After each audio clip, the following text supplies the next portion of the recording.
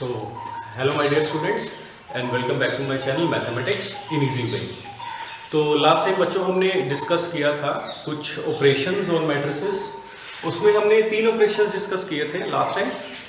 पहला डिस्कस किया था हमने addition of matrices, second discuss किया था हमने subtraction of matrices, third operation था स्केलर प्रोडक्ट, ठीक है ना, या स्केलर मल्टीप्लिकेशन। तो मैंने उस टाइम भी बोला था आपको कि एक ऑपरेशन हमारा और है जो बहुत ही ज़्यादा इंपॉर्टेंट है, थोड़ा लेंथी भी है, that is product of matrices. Product of matrices. Late us suppose हमारे पास कोई दो मैट्रिसेस हैं। ए कोई मैट्रिक्स है जिसका ऑर्डर है m क्रॉस n, अपनी तरफ से ले लेते हैं, और b कोई ऑर्डर है जिसका ऑर्डर है n क्रॉस p। तो हमने दोनों मैट्रिसेस को आपस में करना है प्रोडक्ट या करना है मल्टीप्लाई, ठीक है ना। ए बी फाइंड आउट करेंगे या फिर बी ए फाइंड आउट करना चाहेंगे। तो उसके लिए कंडीशन क्या है कि product A B is possible. Product A B is possible कब पॉसिबल होगा? इफ, इसकी एक ही कंडीशन है कि पहले मैट्रिक्स जो है उसकी कॉलम और सेकंड की रो सेम होनी चाहिए। Columns of A equal to rows of B. ये है हमारी कंडीशन कि हमारे पास दो मैट्रिसेस हैं, एक मैट्रिक्स है ए और एक मैट्रिक्स है बी। इन दोनों को हमें आपस में करना है मल्टीप्लाई। तो मल्टीप्लाई करने की कंडीशन क्या होगी कि पहले की कॉलम और दूसरे की रोज शुड बी इक्वल होनी चाहिए। अगर ये इक्वल होंगी तब ही प्रोडक्ट जो है पॉसिबल बनेगा। अगर ये इक्वल नहीं होगी, मतलब पहले की कॉलम और दूसरे की रोज बराबर अगर नहीं होंगी, तो प्रोडक्ट हमारा पॉसिबल नहीं होगा। क्लियर? तो लेट अस सपोज यहाँ पे मैं एग्जांपल ले रहा हूँ, जैसे यहाँ पे ए एग्जांपल ले रहा हूँ कि ए का ऑर्डर है m क्रॉस n, ठीक है, और b का ऑर्डर है n क्रॉस p। यहाँ पर ध्यान से देखो कि a की कॉलम्स और b की रोज इक्वल है। अगर ये इक्वल है it means A B product जो है पॉसिबल है, ए बी प्रोडक्ट एग्जिस्ट करेगा, ठीक है ना। अगर ए बी प्रोडक्ट एग्जिस्ट करेगा तो ये भी क्या बनाएगा, एक मैट्रिक्स ही बनाएगा। A B is also a matrix, ये भी एक मैट्रिक्स ही होगी। सो पिछली बार हमने किया था कि अगर दो मैट्रिसेस का प्लस करते हैं, माइनस करते हैं या स्केलर मल्टीप्लिकेशन करते हैं, answer will be a matrix. तो अगर दो मैट्रिसेस का प्रोडक्ट करते हैं, answer will be a matrix. But इसका ऑर्डर क्या होगा? इसका ऑर्डर होगा जो बच गया m cross p, m cross p। आप ये भी बोल सकते हो अदर वर्ड्स कि अगर हम a और b का प्रोडक्ट कर रहे हैं, means a b find out कर रहे हैं, तो आंसर का ऑर्डर क्या होगा? a की रोज और आंसर की रोज सेम होगी और b की कॉलम्स और आंसर की कॉलम्स सेम होगी। आप ऐसा भी बोल सकते हो। और यहाँ पे मैंने a b लिखा है और a इज प्री फैक्टर, इसको हम प्री फैक्टर भी बोल देते हैं और b को हम पोस्ट फैक्टर भी बोल देते हैं। मीन्स जब हम ए बी का प्रोडक्ट निकालेंगे, अगर ये पॉसिबल है तो आंसर जो होगा हमारी एक और मैट्रिक्स सी मैट्रिक्स आएगी, ठीक है ना। और जिसकी रोज ए की रोज से आएंगी और जिसकी कॉलम्स बी की कॉलम से आएंगी। मैं फिर यही लिखता हूं कि अगर ए का ऑर्डर m क्रॉस n है, बी का ऑर्डर n क्रॉस p है, ये तो इसकी पहले की कॉलम और दूसरी की रोज इक्वल होनी चाहिए, तो कंडीशन है इसकी प्रोडक्ट की। बट आंसर जो आएगा वो भी एक मैट्रिक्स होगा, उसका ऑर्डर क्या होगा? ए की रोज और b की कॉलम। सो आंसर का ऑर्डर क्या हो जाएगा? m cross p। समझ गए? सो ये मेन कंडीशन इसकी क्या है कि पहले मैट्रिक्स की कॉलम्स और दूसरे मैट्रिक्स की रोज इक्वल होनी चाहिए, ठीक है। और दूसरा पॉइंट जो है matrix multiplication, matrix multiplication is done row by column, is done row by column. ये तो हो गया ना हमारा कि ए बी प्रोडक्ट कब हम निकाल सकते हैं, ठीक है, उसकी कंडीशन है ये वाली कि कब हम निकालेंगे, जब पहले की कॉलम और दूसरे की रोज इक्वल होगी तभी वो प्रोडक्ट एग्जिस्ट करेगा, अदरवाइज वो प्रोडक्ट एग्जिस्ट नहीं करेगा, ठीक है। तो अगर वो प्रोडक्ट एग्जिस्ट करेगा तो आंसर का ऑर्डर क्या होगा? जो पहले मैट्रिक्स की रोज है और जो दूसरे मैट्रिक्स की कॉलम्स है, मींस प्री फैक्टर की रोज और पोस्ट फैक्टर की कॉलम्स। प्री फैक्टर का मतलब ये होता है जो पहले लगा होता है दैट इज प्री फैक्टर, जो बाद में लगा होता है दैट इज पोस्ट फैक्टर। तो ये तो है कंडीशन हमारी कि हमने दो मैट्रिसेस को मल्टीप्लाई करना, उसकी कंडीशन क्या है और जो आंसर आएगा उसका ऑर्डर क्या आएगा, ये तो हमें पता चल गया। तो अभी मैट्रिक्स मल्टीप्लिकेशन करनी कैसे है, how to multiply two matrices, ये क्वेश्चन अराइज होगा हमारा। तो उसके लिए क्या रूल हम यूज करेंगे कि matrix multiplication is done row by column. Row by column का मतलब क्या है कि हमारे पास दो मैट्रिसेस हैं। फिर से मैं एग्जांपल लेता हूं कि हमारे पास एक ए मैट्रिक्स है और एक बी मैट्रिक्स है। We are to find product A B, हमने ए बी का प्रोडक्ट निकालना है। तो ए की रोज को, इसकी रोज को किससे मल्टीप्लाई करेंगे? बी की कॉलम्स के साथ। सो इसलिए क्या बोलेंगे? Matrix multiplication is done row by column. Means हमने करना भी क्या है कि रो ए की रोज को बी की कॉलम्स के साथ मल्टीप्लाई करना है, ठीक है। सो कॉरस्पॉन्डिंग एलिमेंट्स रोज के और कॉरस्पॉन्डिंग एलिमेंट्स बी के कॉलम्स के साथ मल्टीप्लाई होके ऐड करने। वी आर टू ऐड, ठीक है ना। ऐड क्या करना हमने? इसको ऐड करना है, इसके रोज को एलिमेंट्स, इसके रोज के कॉरस्पॉन्डिंग एलिमेंट्स को इसके कॉरस्पॉन्डिंग कॉलम के एलिमेंट्स को मल्टीप्लाई करने के बाद हमने प्लस कर लेना है। फॉर एग्जांपल मैं बताऊं, सबसे इजीएस्ट एग्जांपल आपको बताता हूं। लेट अस सपोज ए की वैल्यू है 1 2 3 4 और हमारे पास बी की वैल्यू है 0 1 4 5 या 4 2 लिख लो, ठीक है। हमने निकालना है A B product. A B को आपस में करना है, ये ध्यान से सुनना, ए बी को करना है मल्टीप्लाई। यहाँ पे देखो ए का ऑर्डर क्या है 2 क्रॉस 2 और बी का ऑर्डर भी क्या है 2 क्रॉस 2 और ए पहले या बी बाद में। ऐसा भी हम फाइंड आउट कर सकते हैं कि बी पहले ए बाद में, ऐसा भी फाइंड आउट कर सकते हैं। बट हमने यहाँ पे क्या फाइंड आउट करना है? ए पहले और बी बाद में। Means A is pre factor and B is post factor. तो पहले की कॉलम्स और दूसरे की रोज सेम होनी चाहिए। यहाँ पे देखो ए की रोज 2 है और बी की कॉलम्स भी 2 है। इट मींस ये प्रोडक्ट पॉसिबल है। तो ये प्रोडक्ट पॉसिबल है तो हमने इसको करना है मल्टीप्लाई आपस में। तो इसको मल्टीप्लाई करने के लिए मैंने क्या बोला, क्या रूल है? रो बाय कॉलम। तो क्या करेंगे? ए की रो को किससे मल्टीप्लाई करेंगे? बी की कॉलम के साथ। कॉरस्पॉन्डिंग एलिमेंट्स को मल्टीप्लाई करके फिर प्लस करना है। हमने करना क्या है? ये देखो, ये ए की रो है, इसको घुमा दो ऐसे। इसको जब यहाँ पे घुमाएंगे ऐसे तो क्या हो जाएगा? ये ऐसे घूम जाएगा तो क्या हो जाएगा? 1 2 ऐसा, ये वाला एलिमेंट इसको ऐसे घुमा दो तो ये क्या? 0 4। समझ गए? इनको आपस में मल्टीप्लाई करो, क्या हो जाएगा? देखो 1 × 0 0 प्लस 2 × 4 8। क्लियर है कि नहीं क्लियर? हमने पहले मल्टीप्लाई करके फिर ऐड करना है। इसके बाद इसी की रो को, पहले इसकी रो को पहली कॉलम के साथ मल्टीप्लाई किया, फर्स्ट कॉलम के साथ, ठीक है। अभी इसी की रो को किसके साथ मल्टीप्लाई करेंगे? इसकी सेकंड कॉलम के साथ। सो फिर ये घूम जाएगा ऐसे 1 2 और यहाँ पे भी क्या है 1 2 कर दो, इनको मल्टीप्लाई किया जाएगा 1 × 1 1 प्लस 2 × 2 4, ठीक है। अभी इसकी कॉलम्स तो खत्म हो गई, इसकी 2 ही कॉलम्स है, क्लियर। इसकी 2 ही कॉलम्स है, उसके बाद कॉलम तो आगे है नहीं, इतनी सारी मैट्रिक्स यहाँ पे बंद कर देंगे, ठीक है। अगर इसकी और भी कॉलम्स होती तो फिर हम और भी आगे जाते, बट इसकी कॉलम्स 2 ही है तो यहाँ पे भी कॉलम्स कितनी आएंगी? 2। अभी देखो ये है सेकंड रो। अभी फिर इस रो को यहाँ पे ले जाओ, ये क्या हो जाएगा 3 4, यहाँ पे क्या है 0 4। सो ये मल्टीप्लाई करो 0 प्लस 4 × 4 16, क्लियर। उसके बाद फिर इस 3 4 पे ऐसे ले जाओ, ये 3 4 है, ये 1 2 है, मल्टीप्लाई करो क्या आ जाएगा 3 + 8। सो ये क्या आ जाएगा 8 5 16 एंड 11। और आंसर देखो, आंसर क्या है? ये मैट्रिक्स आई और इसका ऑर्डर कितना है 2 × 2। मींस पहले की रोज दूसरे की कॉलम्स, वो आंसर आएगा आपका। वो आंसर का ऑर्डर वही आएगा जितनी पहले की रोज होगी और जितनी दूसरे की कॉलम्स होगी। मींस प्री फैक्टर की रोज आंसर की रोज होगी और पोस्ट फैक्टर की कॉलम आंसर की कॉलम होगी। ये इसका रूल है प्रोडक्ट करने का। सो इसका रूल ये है कि हमको रो बाय कॉलम को मल्टीप्लाई करना है और हमने पहले मैट्रिक्स की रोज को दूसरे मैट्रिक्स की कॉलम्स के साथ मल्टीप्लाई करना है, ठीक है ना। सो जब हम इसको रोटेट करेंगे तो ऐसा रोटेट करेंगे, इसको रोटेट करके ऐसे ले जाएंगे। सो 1 मल्टीप्लाई हो जाएगा 0 के साथ, 2 मल्टीप्लाई हो जाएगा 4 के साथ। मींस कॉरस्पॉन्डिंग एलिमेंट्स को मल्टीप्लाई करके ऐड करना है, ठीक है ना। सो 1 मल्टीप्लाई हो जाएगा देखो 0 के साथ, फिर 2 मल्टीप्लाई हो जाएगा 4 के साथ। यहाँ पे प्लस कर दिया, यहाँ पे 1 मल्टीप्लाई हो जाएगा 1 के साथ, 2 मल्टीप्लाई हो जाएगा 2 के साथ, 4 कर दिया। फिर पहली कॉलम खत्म हो गई, अभी दूसरी रो स्टार्ट करो। दूसरी रो 0 ये 16, फिर यहाँ पे 3 + 8 ऐसा करना। अब ऐसा भी कर सकते हो और डायरेक्टली भी कर सकते हो, ऐसा भी कर सकते हो, डायरेक्ट यहाँ से आंसर भी निकाल सकते हो, कोई इशू नहीं है इसका, ठीक है। अभी मैं और एग्जांपल लेके बताता हूँ आपको, ऑर्डर चेंज करता हूँ इसका, ठीक है ना।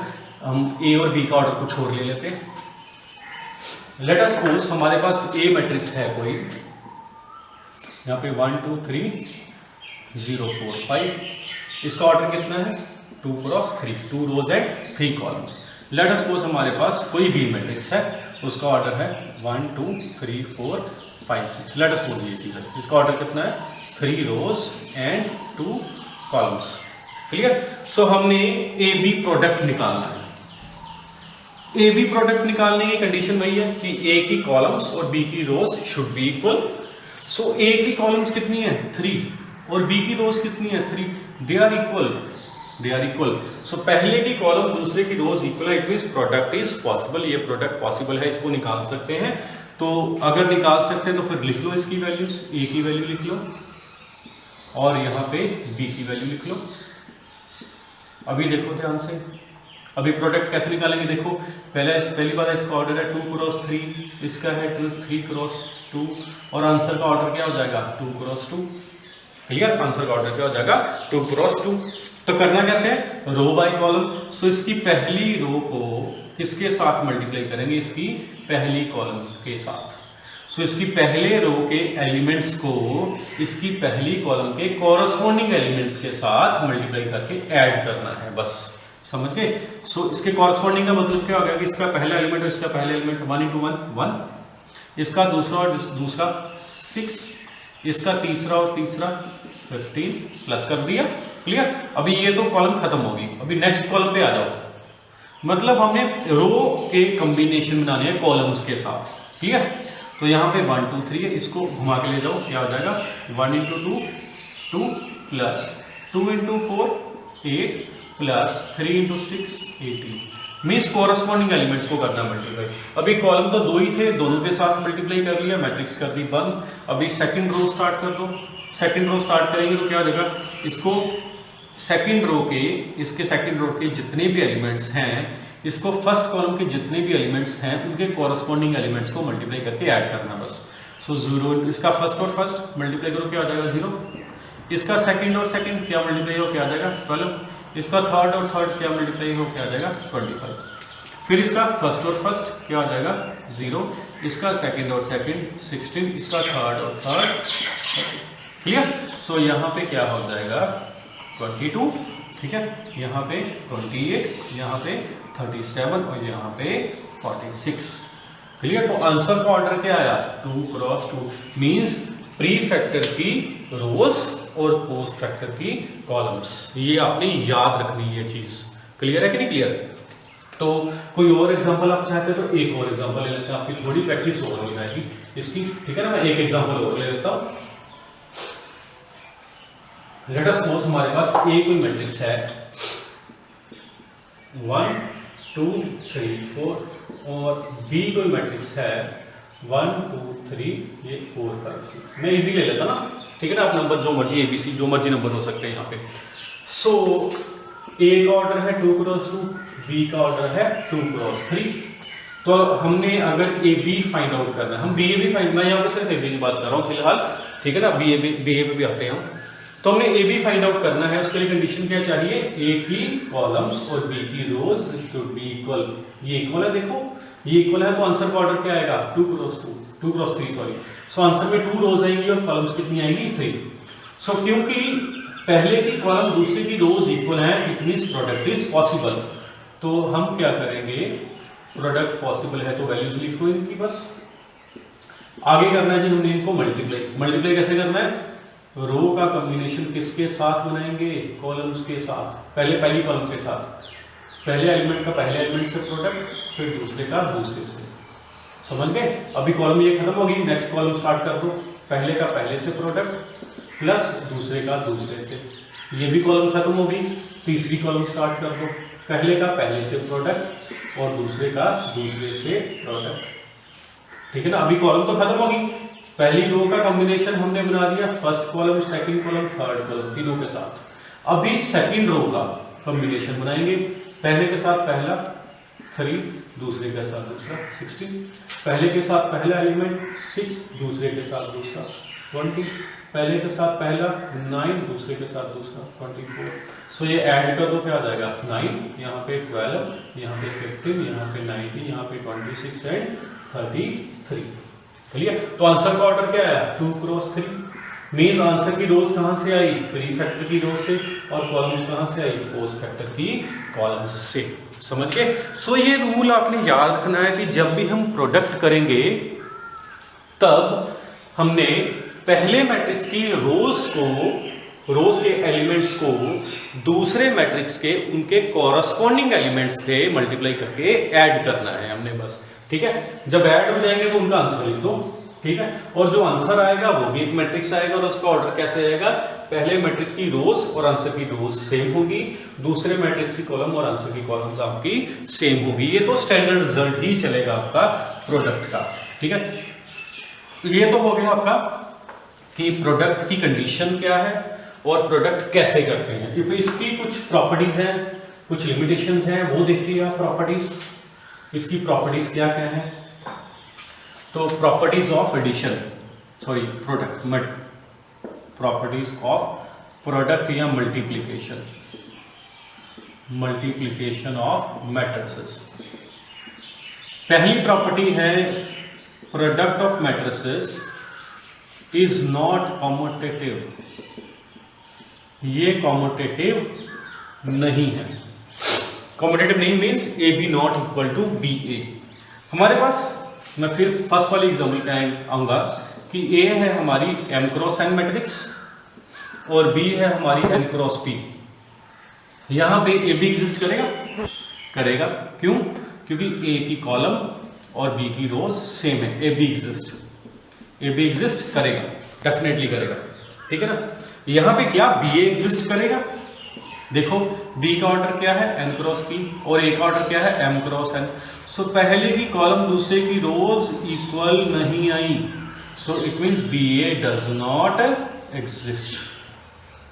तो यहां पे तो ए बी एग्जिस्ट कर रहा है बट बी ए एग्जिस्ट नहीं कर रहा, तो कॉम्यूटेटिव तो हो ही नहीं सकते। पहली बात ऐसा भी हो जाए तो फर्स्ट सिनेरियो हो गया ना हमारा। सेकंड सिनेरियो क्या हो सकता है कि ए का ऑर्डर है m क्रॉस n, ठीक है, और हमारा b का ऑर्डर है n क्रॉस m। तो ए बी क्या होगा हमारा, ए बी का ऑर्डर, ए बी तो पॉसिबल है क्योंकि इसकी कॉलम इसकी रोज इक्वल है, तो ए बी का ऑर्डर क्या होगा, m क्रॉस m। समझ गए कि नहीं समझ गए? ठीक है। और बी ए क्या पॉसिबल है? क्यों? क्योंकि b का ऑर्डर कितना है, n क्रॉस m, और a का ऑर्डर कितना है, m cross n। B A possible है और इसका ऑर्डर क्या होगा, n क्रॉस n। यहां पे देखो ए बी का ऑर्डर m क्रॉस m आया, बी ए का ऑर्डर n क्रॉस n आया। ए बी का ऑर्डर डिफरेंट है, बी ए का ऑर्डर डिफरेंट है। अगर दोनों के ऑर्डर ही डिफरेंट हैं तो दोनों इक्वल तो आ ही नहीं सकते। सो हमने पहले भी किया था कि दो मैट्रिसेस इक्वल हैं। हमने फर्स्ट लेक्चर में किया था कि दो मैट्रिसेस इक्वल है। उसकी कंडीशन क्या थी सबसे पहले कि उनके जो ऑर्डर सेम होने चाहिए। अगर ऑर्डर सेम है तो वो दोनों सेम टाइप के हैं, ऐसा भी बोल सकते हो। ठीक है ना? सो यहाँ पे ए बी और बी दोनों सेम टाइप की नहीं है, मीन्स दोनों का ऑर्डर सेम नहीं है। अगर दोनों का ऑर्डर सेम नहीं है तो इट मीन्स वो तो इक्वल आ ही नहीं सकती, तीसरा सिनारियो क्या हो सकता है कि ए का ऑर्डर है n क्रॉस n और b का ऑर्डर भी n क्रॉस n। इस केस में आप ए बी निकालोगे, तो a की कॉलम b की रोज इक्वल है, तो आंसर क्या हो जाएगा, n क्रॉस n। और अगर आप बी ए निकालोगे तो बी का ऑर्डर, b की कॉलम्स और a की रोज सेम है, तब भी आंसर का ऑर्डर क्या आएगा, n क्रॉस n। इस केस में ये दोनों इक्वल भी हो सकती हैं और नहीं भी हो सकती। जरूरी नहीं है कि इन केस में ये दोनों इक्वल ही आएंगी, हो सकता है इक्वल हो सकता है इक्वल ना हो। सो इसीलिए ये जो है product is not commutative, product commutative नहीं होगा। मैं एग्जांपल लेता हूं कि जिसमें ए का और बी का ऑर्डर जो है वो सेम है। क्लियर? क्या एग्जांपल करेंगे जिसमें ए का ऑर्डर और बी का ऑर्डर सेम है? तो एग्जांपल देखिए बेटा कि लेट अस सपोज ए ले लेते हैं 2 क्रॉस 2, वही वाला 1 2 3 4 ले लेते हैं। यहाँ पे बी ले लेता हूँ मैं 0 1 2 3।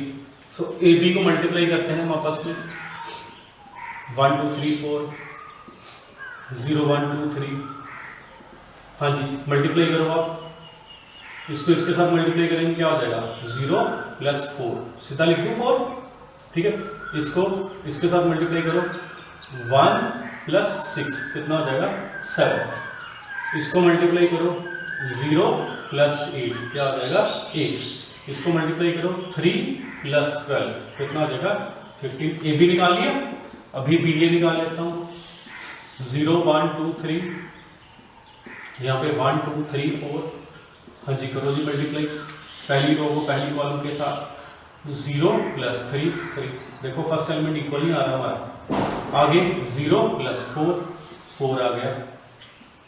आगे 2 प्लस 9 11 आ गया। आगे 4 प्लस 12 16 आ गया। सो ए बी और बी ए दोनों एग्जिस्ट तो कर गए, एग्जिस्ट किए दोनों की टाइप्स भी सेम है, बट हमारा A B not equal to B A आया।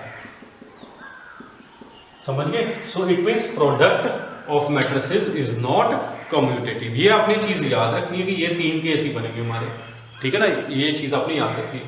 सेकेंड प्रॉपर्टी है कि product is associative. Product is associative. Associative का मतलब क्या होगा कि ए बी ए को बी सी से मल्टीप्लाई करेंगे या ए बी को सी से मल्टीप्लाई करेंगे। रख दो वहां पे। सो ए बी को अगर सी से मल्टीप्लाई करेंगे देन प्रोडक्ट क्या आ जाएगा आपका सेम आएगा। सो यहाँ पे बी सी को मल्टीप्लाई कर रहे हैं बेटा ए के साथ और यहाँ पे ए बी को मल्टीप्लाई कर रहे हैं सी के साथ, देन प्रोडक्ट भी क्या आएगा आपका सेम ही आएगा। ठीक है, इसे बोलते हैं एसोसिएटिव प्रॉपर्टी। ठीक है, थर्ड जो है आपकी दैट इज डिस्ट्रीब्यूटिव। आप इसको प्रूव करना चाहो तो कोई भी 3 मैट्रिसेस ले सकते हो एबीसी अपनी तरफ से। ठीक है, हाँ जी। सो डिस्ट्रीब्यूटिव प्रॉपर्टी क्या है कि ए को मल्टीप्लाई करेंगे बी प्लस सी से, सो ये क्या आ जाएगा ए बी प्लस ए सी। ठीक है, अगर बी प्लस सी को ए से मल्टीप्लाई करेंगे तो ये क्या आ जाएगा बी ए प्लस सी। यहां पे ए के साइड में लगा लेफ्ट साइड पे, it is left distributive, it is right distributive. समझ गए, ये प्रॉपर्टी होल्ड करेगी। फोर्थ प्रॉपर्टी जो होगी आपकी that is identity element. Identity element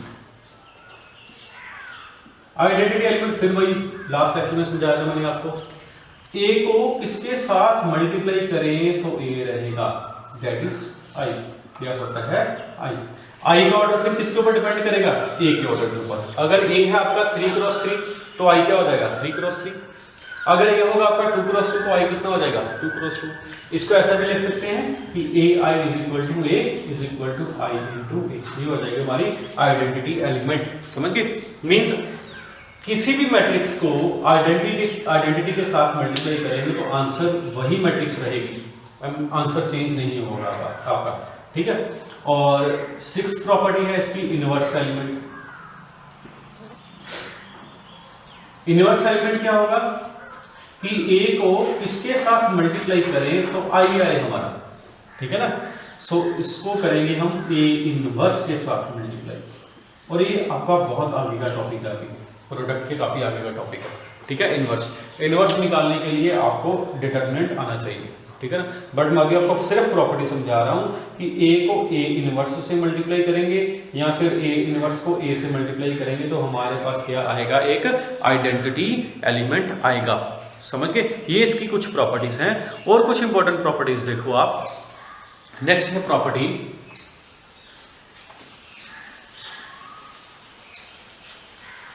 कि अगर हमारे पास 2 मैट्रिसेस हैं, या फिर आप ऐसा बोल सकते हो कि if A B equal to 0, हमारे पास 2 मैट्रिसेस हैं उनका प्रोडक्ट 0 है, it doesn't mean, then it does not imply कि ए 0 होगा, बी 0 होगा या फिर बोथ 0 होंगे। अगर प्रोडक्ट 0 है तो इसका मतलब जरूरी नहीं है कि ए 0 है या बी 0 है या दोनों 0 है। इसका मतलब ये भी हो सकता है कि दोनों नॉन 0 हैं बट प्रोडक्ट क्या होगा हमारा 0। एग्जाम्पल के तौर पे हम देख लेते हैं, जैसे लेट अस सपोज हमने एग्जाम्पल लिखी 1 0 0 0 और 0 0 1 0। हाँ जी, करो इसको मल्टीप्लाई। देखो इसको मल्टीप्लाई करेंगे क्या आ जाएगा 0 प्लस 0। क्लियर, इसको मल्टीप्लाई करेंगे क्या आ जाएगा 0 प्लस 0। इसको मल्टीप्लाई करेंगे 0 प्लस 0। इसको मल्टीप्लाई करेंगे 0 प्लस 0। सो यहाँ पे देखो a नॉट इक्वल टू 0 है, b नॉट इक्वल टू 0 है, बट a b क्या है 0। सो अगर प्रोडक्ट दो मैट्रिसेस का 0 है, सो इसका मतलब जरूरी नहीं है कि दोनों मैट्रिसेस ही 0 होंगी, या फिर उनमें से कोई एक 0 हो सकता है दोनों नॉन 0 है तब भी प्रोडक्ट 0 ही है। ये बड़ा इंपॉर्टेंट पॉइंट है आपका इसमें, ठीक है ना, देखने वाला। एमसीक्यूज में डायरेक्टली ये जो भी मैंने आपको ये प्रॉपर्टीज लिखवाई हैं ये आप एमसीक्यूज में डायरेक्टली लिख सकते हैं, ठीक है ना। और लास्ट प्रॉपर्टी होगी हमारी पावर्स ऑफ ए, या हम बोल सकते हैं integral powers of A, integral powers of A. इसके साथ हमारा टॉपिक जो है ये खत्म हो जाएगा प्रोडक्ट का, ठीक है ना। हाँ जी, सो इंटेग्रल पावर्स ऑफ ए का मतलब क्या है कि हमने जैसे ए निकाला, ठीक है ना, उसके बाद हम ए स्क्वायर निकालेंगे, ए क्यूब निकालेंगे, A4 निकालेंगे, A5 निकालेंगे। Integral powers means power is an integer, clear. तो हमने अगर ए स्क्वायर निकालना है तो उसकी वैल्यू क्या होगी a इंटू ए। अगर हमने ए क्यूब निकालना है तो उसको लिखेंगे ए स्क्वायर इंटू ए, ए इंटू ए स्क्वायर इंटू ए लिखेंगे, ठीक है।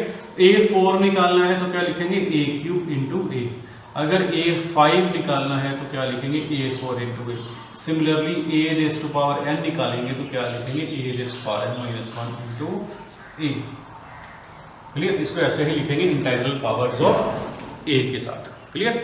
सो आज हमने, मैं आपको थोड़ा सा पूरा का पूरा समरी करा दूं पूरे लेक्चर की। आज हमने क्या सीखा, प्रोडक्ट ऑफ मैट्रिसेस कि प्रोडक्ट कैसे निकालेंगे। तो हमारे पास दो मैट्रिसेस हैं, एक मैट्रिक्स ए है और एक मैट्रिक्स बी है।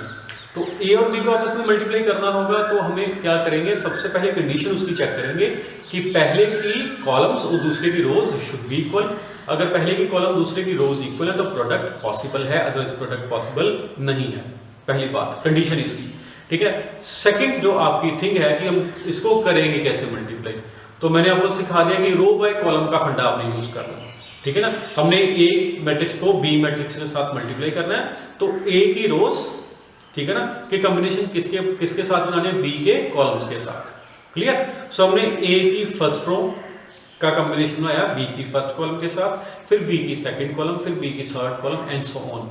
जब कॉलम खत्म हो जाएगी तो आप मैट्रिक्स बंद कर दोगे, फिर इसके बाद सेकंड रो के कॉम्बिनेशन बनाओगे, ए के सेकंड रो के कॉम्बिनेशन बनाओगे बी के सभी कॉलम्स के साथ। ऐसा करते करते आप कोरस्पॉन्डिंग एलिमेंट्स को मल्टीप्लाई करके ऐड करोगे, बस ये हो गया हमारा वे आउट।